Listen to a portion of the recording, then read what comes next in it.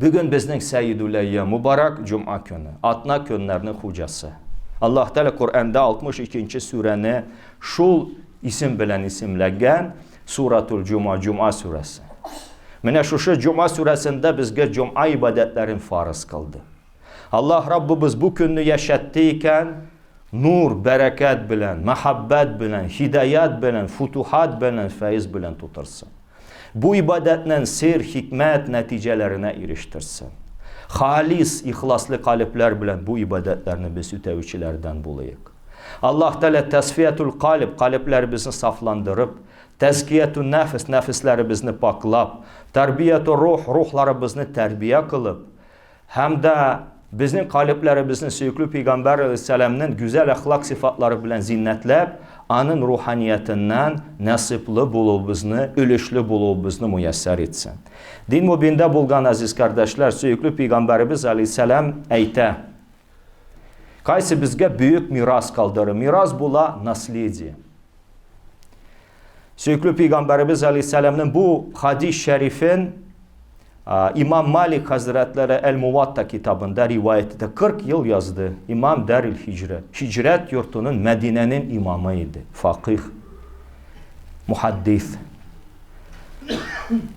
Süyüklü Peygamberimiz ayte, Taraktu fikum emran. Min sizin aranızda sizge iki nerse kaldırdım.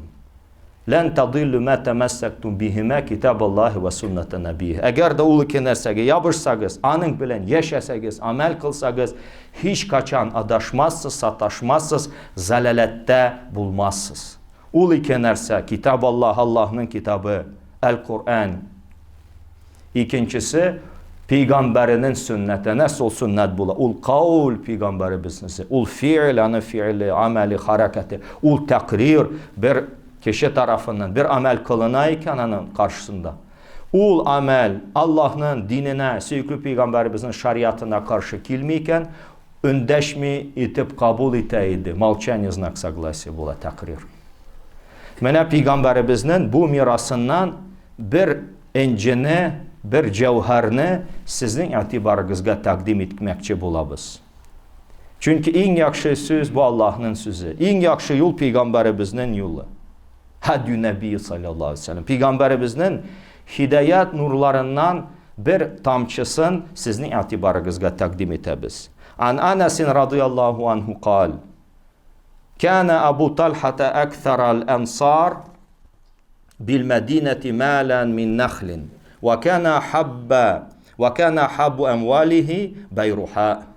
وكانت مستقبلة المسجد وكان رسول الله صلى الله عليه وسلم يدخلها ويشرب من ماء فيها طيب فلما نزلت هذه الآية لن تنالوا البر حتى تنفقوا مما تحبون قام أبو طلحة إلى رسول الله صلى الله عليه وسلم فقال يا رسول الله إن الله تبارك وتعالى يقول لن تنالوا البر حتى تنفقوا مما تحبون وإن أحب مالي إلي بيرحاء وإنها صدقة لله تعالى أرجو برها وذخرها عند الله تعالى فضعها يا رسول الله حيث أراك الله فقال رسول الله صلى الله عليه وسلم بخ ذلك مال رابح ذلك مال رابح وقد سمعت ما قلت وإني أرى أن تجعلها في الأقربين فقال أبو طلحة أفعل يا رسول الله فقسمها أبو طلحة في أقاربه وبني عمه متفق عليه. Bu hadis şerifini rivayet ete Anas ibn Malik isimli sahaba radıyallahu anhu. Allah Teala razı bulsun onlardan. Kaçan ana 10 yaş doldu, Süyüklü Peygamberimiz asıl vatanı Mekke'den Medine'ye hicret kıldı. Şunda bütün sahabalar Peygamberimizge indi bulsa hizmet, izgilik, bülek, faydalı bulayım deyip huzur şeriflerine geldiler. Kim mal bilen, kim güç bilen yardım etti. Anın anisi de geldi de etti Allah'ın Resulü. Benim bir nersemde yok, şu kiçkine malayım var.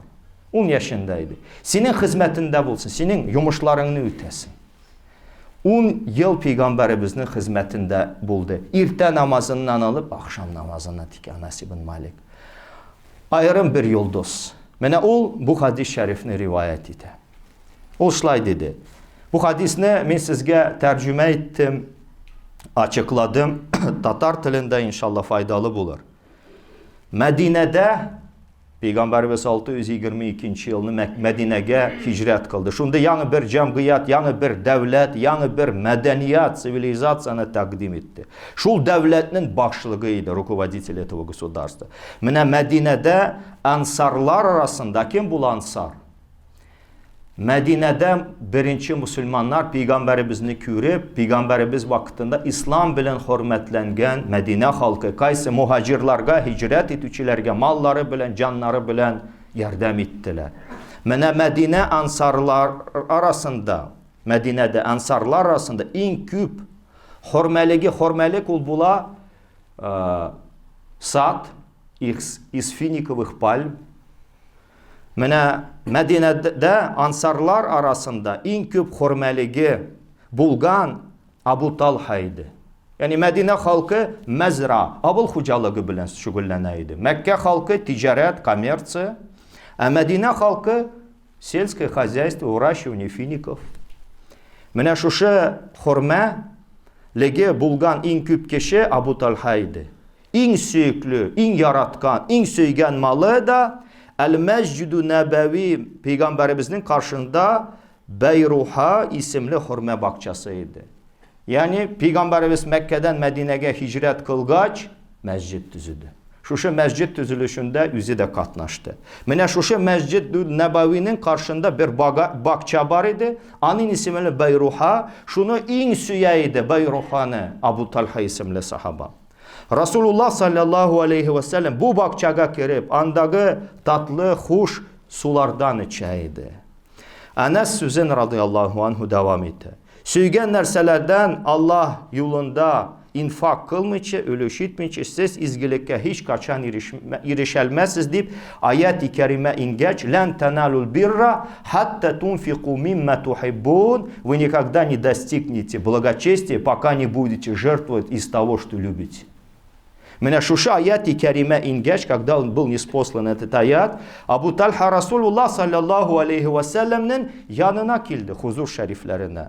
Kildi də həm, ya Rasulullah, ya Allah'ın elçisi, Allah Teala sina söygən nərsələrdən Allah yolunda infak qılmınca, ölüş etməyince, siz izgilikə heç qaçan irişməzsiz, irişə almazsız ayətdən cibərdi.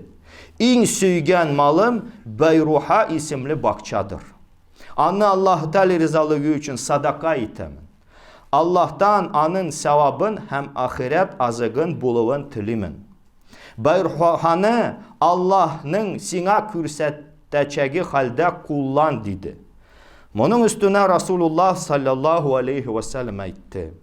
Baxın, aferin sina, güzel, nihuş, fayda getirücü mal meneşul. Zalika malun rabihun. Zalika malun rabihun. İki tapkır Peygamberimiz şunu qabatladı. Fayda getirücü mal meneşuşu. Seni işittim Abu Talha. Mina kalsa anı kardeşlerine, tuğanlarına sadaka etib bir. Abu Talha şulay işlərmin, qılırmin, ey Allah'ın Resulü, ya Resulullah aytdı. Hem bakçanı, kardeşleri, tuğanları, hem de atasının, tuğanlarının ulları arasında büldü. Bu hadis şerif kayın alındı. Məxuz, istoçnik. İmam Buxari Hazretleri Zekat kitabında rivayet etti. Vakalet kitabında rivayet etti. Vasai kitabında rivayet etti. Tefsir-u Sura kitabında rivayet etti. Eşribe kitabında rivayet etti. İmam Müslim Hazretleri Zekat isimli kitabında rivayet etti. Bu hadis neydi derecede? Muttefakun aleyh. İki sahihta, sahihayında ittifak bilen kabul kılıngan, anın sihhati iki alim tarafından bilgilenген. Мене она Урысча тарджумасы. Сообщается, что Анас, да будет доволен им Аллах, сказал: из всех ансаров Абу Талха владел в Медине наибольшим количеством финиковых пальм. А больше всего из своего имущества он любил Бейруху, то есть сад из финиковых пальм, находящуюся напротив мечети пророка, алейхиссалям, куда часто заходил посланник Аллаха, саллиллаху алейхиссалям, чтобы испить там хорошей, благой воды. Она сказала, а когда был ниспослан аят, в котором сказано, «Лан танануль бирра хатта тунфику мимма тухайбун», вам никогда не обрести или не достичь благочестия, бир, если вы не будете расходовать до тех пор, пока вы не будете расходовать то, что вы любите, больше всего любите. Абу Тальха подошел к посланнику Аллаха, саллаллаху вассалям, и сказал, «Я Расуллах, о посланник Аллаха, о неспосланным Аллахом посланник. Воистину, Всеблагой и Всевышний Аллах говорит, вам никогда не обрести или не достичь благочестия, бир, пока вы не будете расходовать, жертвовать, инфак означает выделять, расходовать, жертвовать из того, что вы любите, мимма тухиббун. А самым любимым из принадлежащего мне является для меня байруха, это название сада. Так пусть же он станет садакой или милостыней ради Аллаха, лилляхи та'аля. Я же надеюсь, что благодаря ему обрету благочестие и сделаю себе запас, провизию у Аллаха в судный день. Используй ее, о посланник Аллаха, по своему усмотрению. На это Расулуллах, посланник Аллаха, саллаллаху алейхи, сказал, бахин, прекрасно. Как прекрасно. Это имущество принесет доход, обязательно принесет доход. «Залика малун рабих» – это имущество доходное, приносящее доход. Я слышал твои слова, и поистине я считаю, что тебе следует отдать ее своим родным и близким. Абу Талха сказал, я сделаю это, о посланник Аллаха. А потом он разделил ее, вот это имущество, этот сад, эти финиковые пальмы, между своими родственниками и сыновьями своего дяди со стороны отца. Хадис приводится в сборнике имама Бухари и Муслима. Меня bu hadisnin şarhı var, комментарий. Абу Тальха, исемлі сахаба, радиаллаху анху, Аллах тәлә риза булсын анарға. Егетлігі білән, егет еді. Hem katı küçülü, tavışı білән мәшһүр, атаклы сахаба еді. Uhud сугышында kükrәген Rasulullah sallallahu aleyhi ve sellem'e kalkan itivi unutulmayacak, unutulgusuz kahramanlıklarından birisi. Незабываемый героизм, когда во время битвы при Бадре грудью защищал своего посланника, как щит его груди. Kılıçmanda, süngümü, ukmu Peygamberimizge canın fida etken kişi. Mene şundu yiğit idi Abu Talha. Bu bir kaçanda unutulmuş turgan kahramanlık, героизм. Тавышы да күчлüydü, голос его был зычным, звонким, мощным. Bu hadisinin ravisi, передатчик этого хадиса Анас ибн Малик радıyallahu анхунun ügi atası, отчим. Передатчик этого хадиса Анас ибн Малика. Абу Талханың хатыны Анас ибн Маликнің әнisi болған Умму Сулейм ise iman hem Resulullah sallallahu aleyhi ve sellem'e ишқы, мәхәббәті, сөйüvü anlatılmayacak kadar üstün artıqlıkları kişilerge hayranlık birəcək, şaqqatlarlık kadar kamil derece bir xatın idi. Kıskaça, muhtasaran, el-hasıl. Bu ailenin ehilleri, her şahısı, каждый член этой семьи, İslam dininin uluğlagan, maktagan, üstün itken, üzенчiliklerge iya bulgan birer kutup yıldızları. Каждый из них был подобен полярной звезде, члены этой семьи. Söygen malını Allah yolunda sarf etу, тратит, жертвует любимое имущество на пути Аллаха. Егет адам ненеш, это качество настоящего мужчины, настоящего парня. Çünkü mal мәхәббәте, любовь к мирскому имуществу, üzerine tartıp ala, притягивает. So'rab, tartib ketere, jalb ite, hem aldı обманывает. Küp kişiге göre üz malın başkalarına biri, elde en güzelin, en küp yaratıp süygenin küzden çıgaru, candan bir ölüşün, bir kisegin, bir parasın biri gibi. Это как частичку души отрывать. Çünkü mal canın yumuşkasıdır. Берчите, потому что имущество это стружка, как стружку снимают с дерева, стружка человеческой души. Абу Талханың биргені bu hurma бақшасының ne kadar kıymetli bulganının buluğun şulay anlay alabız. Söklü Peygamberimiz aleyhisselam ana bayruhanı şul bakçanı tuganlarına, kardeşlerine birinin vasiyet etkende aralarında Resulullah sallallahu aleyhi ve sellem'in şairu Resulullah, личный поэт посланник Allah idi, Hasan ibn Thabit radıyallahu anhu. Hem Kur'an-ı Kerim'ni en yaxşı bilgen, hem sahabalarının muallimi, öğretücüsü, okutucusu, ustazı bulup tanılgan Ubey ibn Ka'b da bulgan. Туганlarına, bu kardeşlerine birdi. Они тоже были среди родственников. Они там участвовали, были родственниками. Hasan ibn Sabit üzülüşün sonra, то есть сад разделили, и вот один удел получил Хасан ибн Сабит, радıyallahu anh. Üzülüşün свой удел, свою часть, свою толику, свой пай. Sonra позже Муавия ибн Аби Суфьян 100.000 dirhamga, за 100.000 dirhamов серебряных монет kömüş akçaga sattı.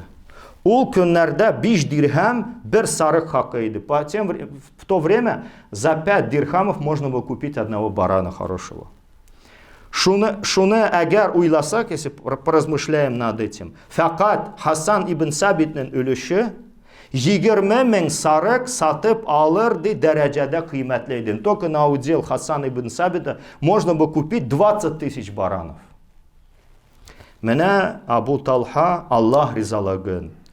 Anın cennetin hem cemalin mübarek yüzün, благородный, почтенный лик Allah'ı Cemil-i Şerif'in, Didar Şerif'in mübarek yüzün kazanu telegi bilen, kürü telegi bilen in yaratkan, söygen malın telep hem yaratıp süyüp birdi. İn söygen malın Allah rızalığı için birgen sahabeler arasında Hazreti Ömer'nin radıyallahu anhu'nun faziletli oğlu Abdullah ibn Ömer radıyallahu anhu ayrım anın bir uğruna ciri var. İbn Ömer radıyallahu anhu hazretleri büyük bayıydı. Kollarının, cariyelerinin, kenizeklerinin, yaş, kol hatınlarının hesabı yoktu bir hesap. Bu cariyelerden, kenizeklerden, yaş, kol hatınlardan Dümeyne isimli büyük matur, büyük çiber bir kızga künelen birdi. Anı yarattı söyledi. Ma'lum bulgan ki cariye, kenizek, naложница satıp alıngan malının bir türüydü uz vaktinde. Mene Abdullah ibn Ömer "Len tenalu birra hatta tunfiqu mimma tuhibbun" Allah yoluna söygen nerselerini infak kılmaganga kadar hiç kaçan siz izgilikке erişmezsiniz. Не достигнете вы блага никогда, пока не будете жертвовать из того, что вы любите на пути Аллаха. Mene şuşe söygen nerselerden Allah yolunda infak kılmayınca, ölüş etmeyince siz izgilikке hiç kaçan erişelmezsiniz. Ayatın hatırlageç Dümeyneni derhal şunduk momentalne büyük tezlikte şuluk mizgilde azat etti, hemanı üzerinin mülkünden, malından, baylığından çıkardı. Ondan son anı azatlı kolu, azat etilgen kolu büyük alim Nafi bilen evlendirdi. Anardan elek anın var idi tagın bir kolu Nafi, ul zur alim, İslam alimi buldu. Anı azat etti. Mene şunlarga nikahlandırdı, evlendirdi. Хулафа Raşidinlerinin beşincisi ise Pətih Pravidni Halif deyip isimlenen. Meşhur bulgan Ömer ibn Abdülaziz rahmetullahi aleyh hazretleri kapçıklap mişkami degen. Şeker alıp fakirlerge tarataydı. То есть он мешками раздавал сахар неимущим. Ана şulay işlegenge küre akça таратырга bulmamı. А нельзя ли вот просто деньги раздать? Некоторые ему так говорили. Deyip soradılar, спросите. Ул да min şekerini büyük yaratan. Я очень люблю сахар. Anın için yaratkan nerseni infak iterge, ölüş iterge telimen dedi. Demek ki Allah rızalığın kazanmak, malının hayırlısın, en yaxşısın, kıymetlisin, kadirlisin, asılın, sıfatlısın Allah rızalığı için. İllahi Teala biri bilen gene mümkün. Başkaça mümkün değil. Dinimiz zekat hem sadaka biricilerini mutlak обязательно şul sıfatta bulgan malını birirge dip mecbur etmeyince fakat alardan yani biricilerden fidakarlık telidir. Samopожертвование kötedir. Hürmetli Peygamberimiz Aleyhisselam zekat amillerine сборщики закатов амилина Tevbe suresinde bu küçe. Ma'murlarına to чиновники, которые собирали закат.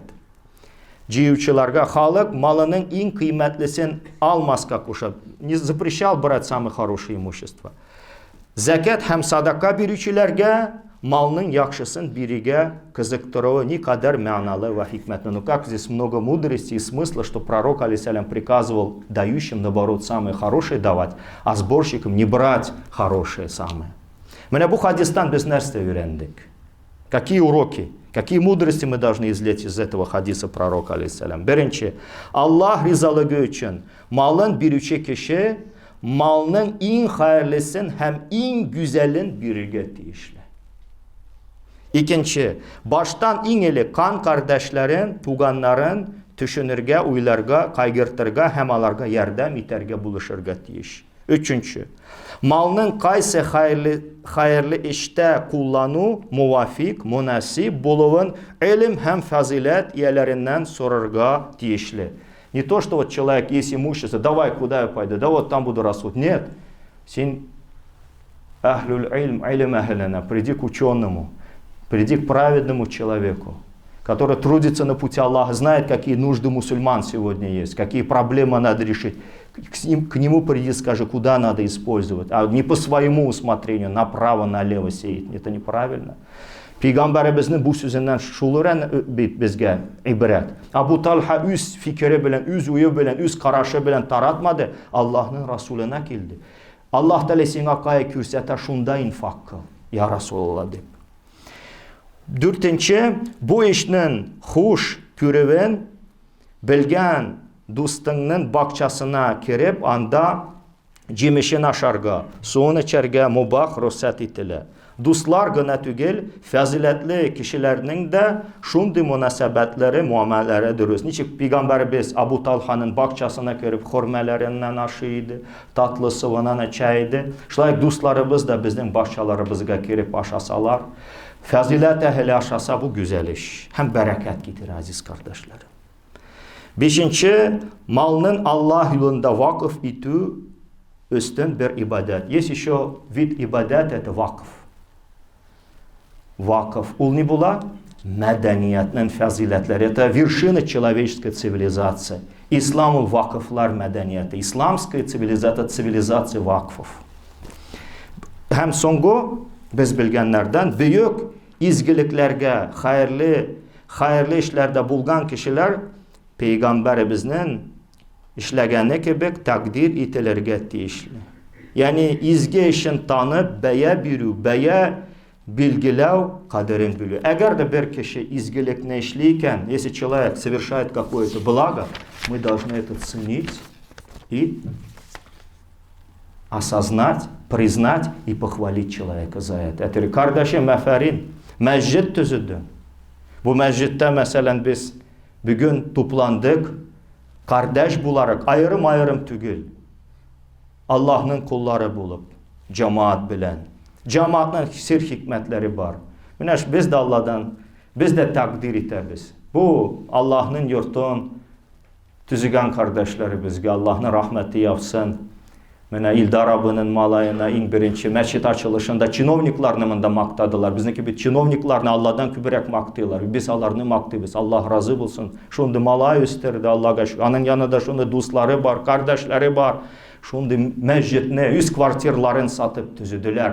Allah Teala dünya bakın biz de etimiz. Ne güzel, ne hoş. Zalike malun rabi, zalike malun rabi. Bu mal fayda getirici mal. Allah Teala razı olsun. Dini bizge köç kuvvet versin. İslam dini köçeysen, üz vaktında niçik devlet diniydiken, şulayık bizning yerlerimizde devlet dini bulsun. Söykülü Peygamberimizin nuru bir kaçanda bu yerlerde sünmesin. Ve akulu kavli hâzâ ve estağfirullah li ve lekum ve akimus ve dua kılabız. İlahi amin. Bismillah ve salatu ve selamu aleyhi.